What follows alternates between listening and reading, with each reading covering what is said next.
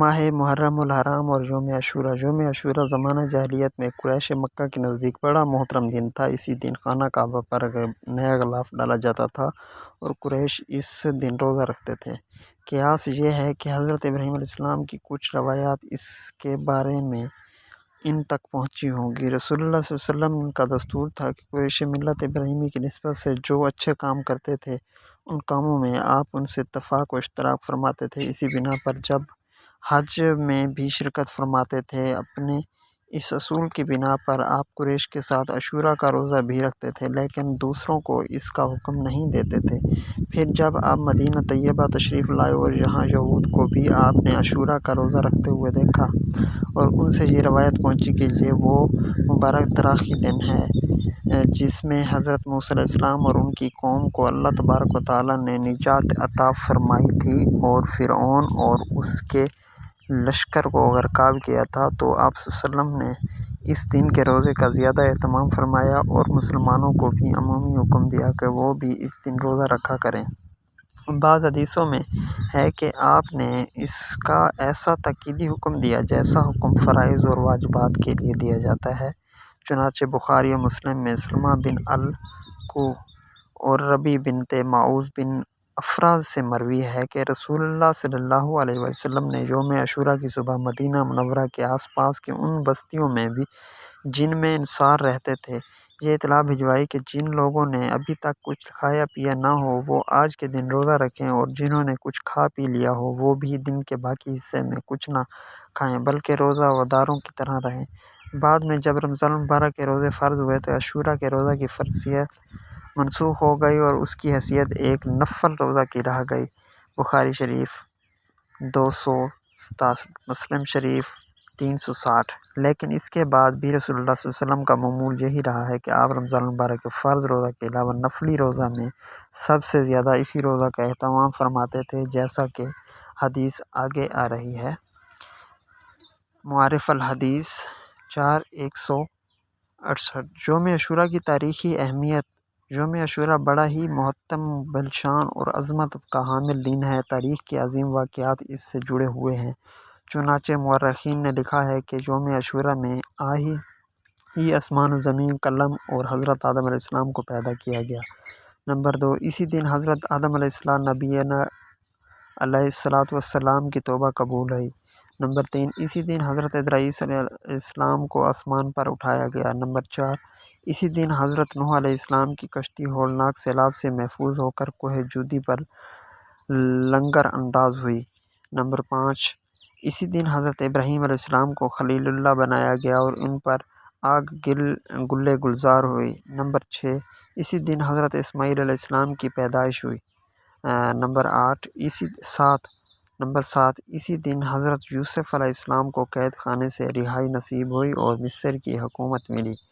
Number 8، اسی دن حضرت یوسف علیہ السلام کی حضرت یعقوب علیہ السلام سے ایک طویل عرصے کے بعد ملاقات ہوئی۔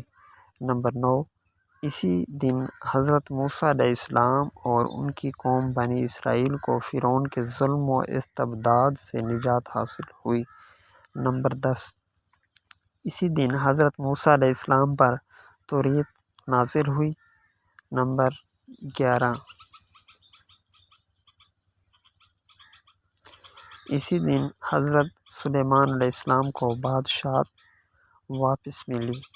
نمبر 12، اسی دن حضرت ایوب علیہ السلام کو سخت بیماری سے شفا نصیب ہوئی۔ نمبر 13، اسی دن حضرت یونس علیہ السلام 40 روز مچھلی کے پیٹ میں رہنے کے بعد نکالے گئے۔ نمبر 14، اسی دن حضرت یونس علیہ السلام کی قوم کی توبہ قبول ہوئی اور ان کے اوپر سے عذاب ٹلا۔ نمبر 15، اسی دن حضرت عیسیٰ علیہ السلام کی پیدائش ہوئی۔ نمبر 16، اور اسی دن حضرت عیسیٰ علیہ السلام کو یہودیوں کے شر سے نجات دلا کر آسمان پر اٹھایا گیا۔ نمبر 17، اسی دن دنیا میں پہلی بار رحمت نازل ہوئی۔ نمبر 18، اسی دن قریش خانہ کعبہ پر نیا غلاف ڈالتے تھے۔ نمبر 19، اسی دن حضور اکرم صلی اللہ علیہ وسلم نے حضرت خدیجہ الکبریٰ رضی اللہ عنہا سے نکاح فرمایا۔ نمبر 20، اسی دن کو فیک فریب کاروں نے نواسہ رسول صلی اللہ علیہ وسلم اور جگرہ گوشہ فاطمہ الزہرا کو میدان کربلا میں شہید کیا۔ نمبر 21، اور اسی دن قیامت قائم ہوگی۔ نزی المجالس 347 348، معارف القرآن پہ 11، آیت 98، معارف الحدیث 168۔ یوم عاشوراء کی فضیلت۔ مذکورہ بالا واقعات سے دو یوم عاشوراء کی خصوصی اہمیت کا پتہ چلتا ہے۔ علاوہ ازیں نبی کریم صلی اللہ علیہ وسلم سے بھی اس دن کے متعدد فضیلتیں وارد ہیں، چنانچہ نمبر 1، حضرت ابن عباس رضی اللہ عنہ فرماتے ہیں، ما روایت نبی صلی اللہ علیہ وسلم صیام یوم فضلہ علی غیر الحضا الجوم یوم عاشوراء وحاذا الحشرہ یعنی شہر رمضان۔ میں نے نبی کریم صلی اللہ علیہ وسلم کو کسی فضیلت والے دن کے روزہ کا اہتمام بہت زیادہ کرتے نہیں دیکھا سوائے اس دن یعنی یوم عاشوراء کے، اور سوائے اس ماہ یعنی ماہ رمضان المبارک کے۔ مطلب یہ ہے کہ حضرت ابن عباس رضی اللہ عنہ نے آپ کے طرز عمل سے یہی سمجھا کر کہ نفل روزوں میں جس قدر اہتمام آپ یوم عاشوراء کے روزہ کا کرتے ہیں اتنا کسی دوسرے نفلی روزہ کا نہیں کرتے تھے۔ نمبر 2، حضرت ابن عباس رضی اللہ عنہ سے مروی ہے کہ رسول اللہ صلی اللہ علیہ وسلم نے ارشاد فرمایا، لیس لیوم فضل علی یوم فی الصیام الشہر رمضان و یوم عاشوراء۔ روزہ کے سلسلے میں کسی بھی دن کسی کو کسی دن پر فضیلت حاصل نہیں مگر ماہ رمضان المبارک کو اور یوم عاشوراء کو، کہ ان کو دوسرے دنوں پر فضیلت حاصل ہے۔ ان ابی قناطہ رضی اللہ عنہ قال قال رسول اللہ صلی اللہ علیہ وآلہ وسلم انی احتسب علی اللہ ان یغفر السنۃ اتیا قبلہ۔ حضرت ابو القتادہ رضی اللہ عنہ کہتے ہیں کہ رسول اللہ صلی اللہ علیہ وسلم نے فرمایا کہ مجھے امید ہے کہ میں عاشوراء کے دن کا روزہ گزشتہ سال کے گناہوں کا کفارہ ہو جائے گا۔ ابن ماجہ کی ایک روایت میں السنۃ البدع کے الفاظ ہیں۔ ان حدیث شریف سے ظاہر ہے کہ یوم عاشوراء بہت ہی عظمت و تقدس کا حامل ہے، لہٰذا ہمیں اس دن کی برکات سے بھرپور فیض اٹھانا چاہیے۔ ماہ محرم کی فضیلت اور اس کی وجوہات۔ یوم عاشوراء کے ساتھ ساتھ شریعت مطہرہ میں محرم کے پورے ہی مہینے کو خصوصی عظمت حاصل ہے، چنانچہ چارہ وجوہ سے اس ماہ کو تقدس حاصل ہے۔ نمبر 1، پہلی وجہ تو یہ ہے کہ حدیث شریفہ میں اس ماہ کی فضیلت وارد ہوئی، چنانچہ حضرت علی رضی اللہ عنہ سے کسی شخص نے سوال کیا کہ ماہ رمضان المبارک کے بعد کون سا مہینہ میں روزے رکھوں؟ تو حضرت علی رضی اللہ عنہ جواب دیا کہ یہی سوال ایک دفعہ ایک شخص نے نبی کریم صلی اللہ علیہ وسلم سے بھی کیا تھا اور میں آپ کے پاس بیٹھا تھا، تو آپ صلی اللہ علیہ وسلم نے جواب دیا تھا، ان کنت صائما بعد شہر رمضان فصم المحرم فانت الحی فیہ یوم تاب اللہ فیہ علی قومی و یاتوب فیہ علی قومی۔ یعنی ماہ رمضان کے بعد اگر تم روزہ رکھنا چاہتے ہو تو ماہ محرم میں رکھو، کیونکہ وہ اللہ تعالیٰ کی خاص رحمت کا مہینہ ہے اور اس میں ایک ایسا دن ہے جس میں اللہ تعالیٰ نے ایک قوم کی توبہ قبول فرمائی اور آئندہ بھی ایک قوم کی توبہ اس دن قبول فرمائے گا۔ نیز حضرت ابو ہریرہ رضی اللہ عنہ سے روایت ہے کہ نبی کریم صلی اللہ علیہ وسلم نے ارشاد فرمایا، یعنی ماہ رمضان المبارک کے روزوں کے بعد سب سے افضل روزہ ماہ محرم الحرام کا ہے۔ اسی طرح ابن عباس رضی اللہ عنہ سے روایت ہے کہ نبی کریم صلی اللہ علیہ وسلم نے ارشاد فرمایا، یعنی جو شخص محرم کے دن ایک دن میں روزہ رکھے اور اس کو ہر دن کے روزے کے بدلہ 30 دن روزہ رکھنے کا ثواب ملے گا۔ نمبر 2، مندرجہ بالا حدیث شریفہ سے دوسری وجہ یہ معلوم ہوئی کہ یہ شہر اللہ ہے، یعنی اللہ تعالیٰ کے خاص رحمتوں کا مہینہ ہے، تو اس ماہ کی اضافت اللہ کی طرف کرنے سے اور اس کی خصوصی عظمت و فضیلت ثابت ہوئی۔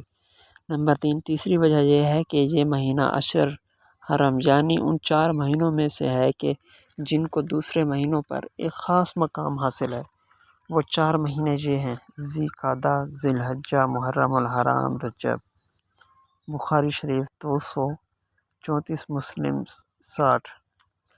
چوتھی وجہ یہ کہ اسلامی سال کی ابتدا اسی مہینے سے ہے، چنانچہ امام غزالی لکھتے ہیں کہ ماہ محرم میں روزوں کی فضیلت کی وجہ یہ ہے کہ اس مہینے سے سال کا آغاز ہوتا ہے، اس لیے اسے نیکیوں سے معمور کرنا چاہیے اور خداوند قدوس سے یہ توقع رکھنی چاہیے کہ وہ ان روزوں کی برکت پوری سال رکھے گا۔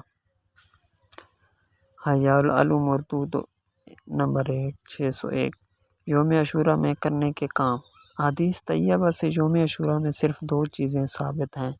نمبر 1 روزہ، جیسا کہ اس سلسلے میں روایات گزر چکی ہیں، لیکن یہ بات یاد رکھنی چاہیے کہ احادیث میں نبی کریم صلی اللہ علیہ وسلم نے کفارہ مشرکین کی مشابہت اور یہود و نصارہ کی بود و باش اختیار کرنے سے منع فرمایا اور اس کے حکم کے تحت چونکہ تنہا یوم عاشوراء کا روزہ رکھنا یہودیوں کے ساتھ اشتراک اور تشابہ تھا، دوسری طرف اس کو چھوڑ دینا اور اس کی برکات سے محرومی کا سبب تھا، اس لیے اللہ تعالیٰ کے مقدس پیغمبر صلی اللہ علیہ وسلم نے ہمیں یہ تعلیم دی ہے کہ یوم عاشوراء کے ساتھ ایک دن کا روزہ اور ملا لو۔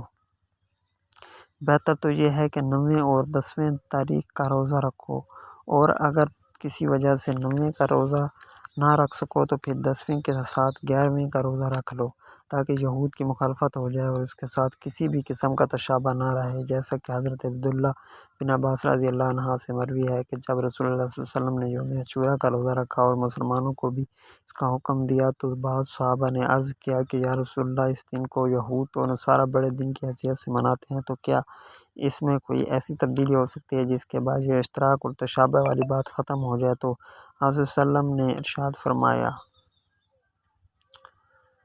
یعنی جب اگلا سال آئے گا تو ہم 9ویں کو بھی روزہ رکھیں گے۔ ابن عباس بیان فرماتے ہیں کہ اگلا سال آنے سے پہلے ہی رسول اللہ صلی اللہ علیہ وآلہ وسلم کی وفات ہو گئی۔ اہم فائدہ: بعض فقہا نے لکھا ہے کہ صرف یوم عاشوراء کا روزہ رکھنا مکروہ ہے، لیکن حضرت علامہ انور شاہ کشمیری نے فرمایا کہ عاشوراء کے روزہ کی 3 شکلیں ہیں: نمبر 1 9ویں، 10ویں اور 11ویں تینوں کا روزہ رکھا جائے۔ نمبر 2 9ویں اور 10ویں اور 11ویں کا روزہ رکھا جائے۔ نمبر 3 صرف 10ویں تاریخ کا روزہ رکھا جائے اور ان میں پہلی شکل سے سب سے افضل ہے اور دوسری شکل کا درجہ اس سے کم ہے اور تیسری شکل کا درجہ سب سے کم ہے۔ تو حضرت شاہ صاحب نے فرمایا کہ تیسری شکل کا درجہ جو سب سے کم ہے اس کو فقہا نے کراہت سے تعبیر کر دیا ہے، ورنہ جس روزہ کو آپ نے رکھا ہو اور آئندہ 9ویں کا روزہ رکھنے کی صرف تمنا کی ہو اور اس کو کیسے مکروہ کہا جا سکتا ہے؟ معارف السنن 434۔ نمبر 2 اہل و عیال پر روزے رزق میں فراغی۔ شریعت اسلامی نے اس دن کے لیے دوسری تعلیم دی ہے کہ اس دن اپنے اہل و عیال پر کھانے پینے میں وسعت اور فراغی کرنا اچھا ہے، کیونکہ اس عمل کی برکت سے تمام سال اللہ تعالیٰ فراغی رزق کے دروازے کھول دیتا ہے۔ چنانچہ حضرت ابو ہریرہ رضی اللہ عنہ سے روایت ہے کہ رسول اللہ صلی اللہ علیہ وآلہ وسلم نے ارشاد فرمایا، یعنی جو شخص عاشوراء کے دن اپنے اہل و عیال پر کھانے پینے کے سلسلے میں فراغی اور وسعت کرے گا تو اللہ تعالیٰ پورے سال اس کے رزق میں وسعت عطا فرمائیں گے۔ بعض رسمیں اور بدعات۔ اوپر کی تفصیل سے یہ بات معلوم ہوئی ہے کہ ماہ محرم اور یوم عاشوراء بہت ہی بابرکت اور مقدس مہینہ ہے، لہٰذا ہمیں چاہیے کہ اس باعظمت مہینہ میں زیادہ سے زیادہ عبادات میں مشغول ہو کر خدا تعالیٰ کی خاص اور خاص رحمت کا اپنے آپ کو مستحق بنائے۔ مگر ہم نے اس مبارک مہینہ کو خصوصاً یوم عاشوراء کو طرح طرح کی خود تراشیدہ رسومات اور بدعات کا مجموعہ بنا کر اس کی تقدس کو اس طرح پامال کیا کہ الامان الحفیظ اس ماہ میں ہم نے اپنے کو چند خرافات کا پابند بنا کر بجائے ثواب حاصل کرنے کے الٹا معصیت اور گناہ میں مبتلا ہونے کا سامان کر لیا ہے۔ یہ بات اچھی طرح سمجھ لینی چاہیے کہ جس طرح اس ماہ میں عبادت کا ثواب زیادہ ہوتا ہے، اسی طرح اس ماہ کے اندر معصیت کہ وبال عقاب کے بڑھ جانے کا بھی اندیشہ ہے، اس لیے ہر مسلمان کے لیے ضروری ہے کہ اس محترم مہینہ میں ہر قسم کی بدعت و خرافات سے احتراز کرے۔ ذیل میں مختصر انداز میں اس ماہ کی چند بدعت و رسومات کی نشاندہی کی جاتی ہے۔ نمبر 1، ماتم کی مجلس اور تعزیہ کی جلوس میں شرکت و عشرہ محرم میں مسلمانوں کی کثیر تعداد ماتم کے مجلسوں میں، اسی طرح 10ویں کی تاریخ کو تعزیہ جلوس کا نظارہ کرنے کے لیے جمع ہو جاتی ہے اور اس میں کوئی حرج نہیں سمجھتے، حالانکہ اس کے اندر کئی گناہ ہیں۔ نمبر 1، ایک گناہ تو اس میں یہ ہے کہ ان مجالس و جلوس میں شرکت کرنے سے دشمنان صحابہ کی رونق بڑھتی ہے، جبکہ دشمنوں کی رونق بڑھانا حرام ہے۔ نبی کریم صلی اللہ علیہ وسلم کا ارشاد ہے، یعنی جس نے کسی قوم کی رونق بڑھائی اور وہ انہیں میں سے ہے۔ نمبر 2، دوسرا گناہ اس میں یہ ہے کہ جس طرح عبادت کا کرنا اور دیکھنا اور اس سے خوش ہونا باعث اجر و ثواب ہے، اسی طرح گناہوں کے کاموں کو بخوبی دیکھنا بھی گناہ ہے۔ ظاہر ہے کہ ماتم کی مجلس میں جانا اور تعزیہ نکالنا یہ سب گناہ کے کام ہیں۔ نمبر 3، تیسرا گناہ یہ ہے کہ جہاں اللہ تعالیٰ کی نافرمانی ہوتی ہے وہاں اللہ کا غضب نازل ہوتا ہے، اور ایسی غضب والی جگہ پر جانا بھی گناہ سے خالی نہیں، غرض کہ ان مجلسوں اور جلوسوں سے بھی احتراز کرنا لازم ہے۔ نمبر 2، 10ویں محرم کی چھٹی کرنا۔ یوم عاشوراء کی چھٹی کرنے کے کئی قباحتیں ہیں۔ مثلاً نمبر 1، قباحت تو یہ ہے کہ اسی دن کو چھٹی کرنا روافض اور اہل تشیع کا شعار ہے اور غیروں کے شعار سے اجتناب لازم ہے، کیونکہ حدیث میں ہے، جس شخص نے کسی دوسری قوم کی مشابہت اختیار کی وہ انہی میں سے ہے۔ دوسری قباحت یہ ہے کہ اس دن چھٹی کر کے ہم لوگ بیکاری اور بے ہمتی کا مظاہرہ کرتے ہیں، جبکہ اہل تشیع اپنے مذہب کے لیے بے پناہ مشقت اور سخت محنت کا مظاہرہ کرتے ہیں۔ نمبر 3، تیسری خرابی یہ ہے کہ چھٹی کرنے کی وجہ سے اکثر مسلمان تعزیہ کے جلوس میں چلے جاتے ہیں، اور تعزیہ کے جلوس میں شرکت کی خرابیاں بتائی جا چکی ہیں۔ نمبر 3، 10ویں محرم کو کچڑا پکانا۔ بعض لوگ محرم کی 10ویں تاریخ کو کھچڑا پکاتے ہیں، یہ بالکل ناجائز اور سخت گناہ ہے۔ البدایہ النہایہ میں لکھا ہے کہ سیدنا حضرت حسین رضی اللہ عنہ کی شہادت کی خوشی میں خوارج 10ویں محرم کو مختلف اناج ملا کر پکاتے تھے۔ معلوم ہوا کہ اس دن کھچڑا پکانا رسول اللہ صلی اللہ علیہ وسلم کی اہل بیت سے دشمنی رکھنے والوں کی ایجاد کردہ رسم ہے۔ اہل بیت سے الفت و محبت رکھنے والوں کو اس رسم بعد سے بچنا نہایت ضروری ہے۔ حوالہ جامع الفتویٰ۔ نمبر 4، ایصال ثواب کے لیے کھانا پکانا۔ محرم کے مہینے میں خصوصاً 9ویں، 10ویں، 11ویں تاریخ میں بعض لوگ کھانا پکا کر حضرت حسین علیہ السلام کی روح کو ایصال ثواب کرتے ہیں۔ یہ طریقہ بھی بالکل غلط اور کئی قباحتوں کا مجموعہ ہے۔ جن ارواح کو ایصال ثواب کیا جاتا ہے، اگر ان کو نفع نقصان کا مالک سمجھا گیا اور ان اکابر سلف کے نام سے وہ کھانا پکایا گیا تو یہ شرک ہے، اور ایسا کھانا مع اہل غیر اللہ میں داخل ہونے کی وجہ سے حرام ہے۔ نمبر 2، عموماً یہ خیال کیا جاتا ہے کہ جو چیز صدقہ دی جاتی ہے میت کو بینہ وہی ملتی ہے، حالانکہ یہ خیال بالکل باطل ہے۔ میت کو وہ چیز نہیں پہنچتی بلکہ اس کا ثواب پہنچتا ہے۔ نمبر 3، ایصال ثواب میں اپنی طرف سے قیود لگا لی ہے، یعنی صدقہ کی متعین صورت، یعنی کھانا مہینہ متعین، دن متعین، حالانکہ شریعت نے ان چیزوں کی تعین نہیں فرمائی۔ جو چیز چاہیں جب چاہیں صدقہ کر سکتے ہیں۔ شریعت کی دی ہوئی آزادی پر اپنی طرف سے پابندیاں لگانا گناہ اور بدعت بلکہ شریعت میں مداخلت ہے۔ نمبر 5، پانی یا شربت کی چھبیل لگانا۔ بعض لوگ محرم کی 10ویں تاریخ کو پانی کی یہ چھبیل لگاتے ہیں اور راستوں پر چوراہوں پر بیٹھ کر گزرنے والے کو وہ پانی اور شربت پلاتے ہیں، تو وہ اگرچہ پانی پلانا باعث ثواب بڑھنے کی کام ہے، لیکن یہ عمل بھی مندرجہ بالا پابندیوں کی وجہ سے بدعت اور قابل ترک ہے۔ بحوالہ جامع الفتویٰ، استاد الفتویٰ رشیدہ خیر الفتویٰ۔ نمبر 6، مٹھائی تقسیم کرنا۔ بعض جگہوں پر یہ بھی رواج ہے کہ 10 محرم کو مٹھائی وغیرہ مسجد میں لا کر یا گھر میں ہی تقسیم کر دیتے ہیں۔ یہ امر بھی معصیت اور خلاف شریعت ہے۔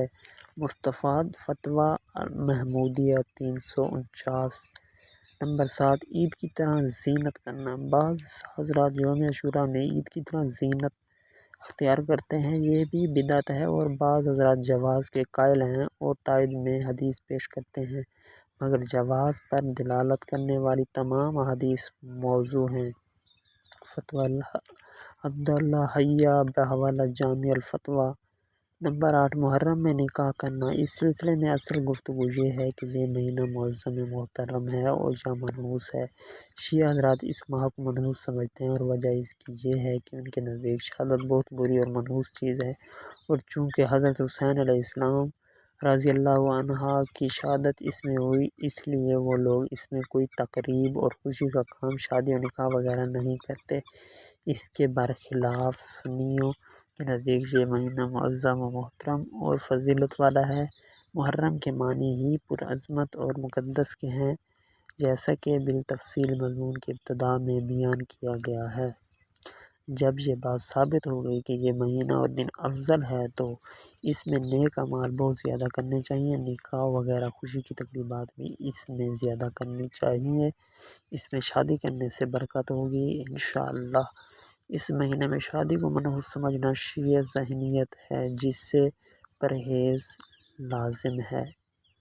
اللہ تعالی ہم سب کو دین کا صحیح فہم عطا فرمائے اور ہر قسم کے گناہوں اور مصیبتوں سے محفوظ فرمائے، اور اپنے حبیب پاک صلی اللہ علیہ وسلم کی سچی محبت و اطاعت کی دولت عظمیٰ سے نوازے، آمین ثم آمین۔ ماہنامہ دار العلوم، شمار نمبر 11، جلد نمبر 98۔